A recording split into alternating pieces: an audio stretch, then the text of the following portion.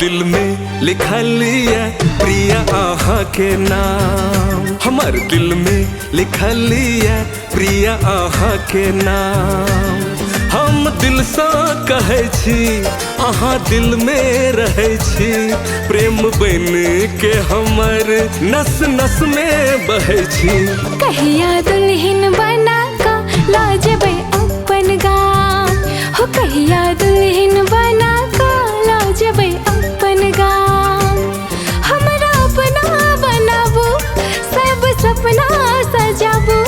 बनबे दुल्हन कहिया से सजना बताबू। हमर दिल में लिखल है प्रिया आहा के नाम। हाँ कहिया दुल्हन बना का लाजबे अपन गाम।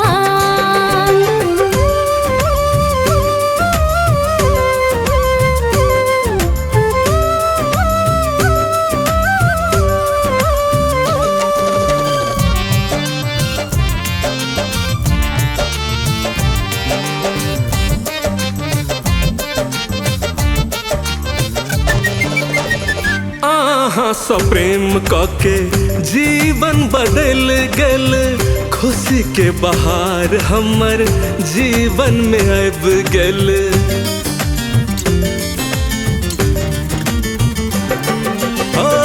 आहा सो प्रेम के जीवन बदल गल। खुशी के बहार हमर जीवन में अब गल। प्रेम छी खुशी पिया प्रेम छी जीवनिया। प्रेम में समर्पित अछि हमर ई मनिया। हम एतबे कहब अहाँ से दूर नहीं रहब।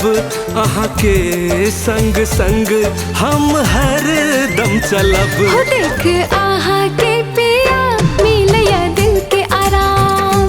हमर दिल में लिखल है प्रिया आहा के नाम।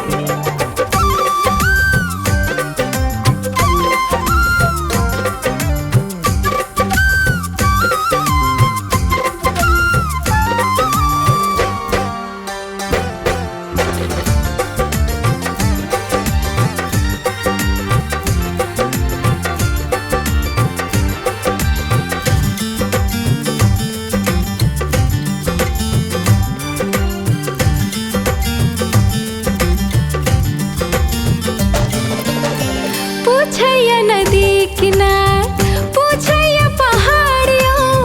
बदलै ने मन आहा का बदलै ने प्यारियों।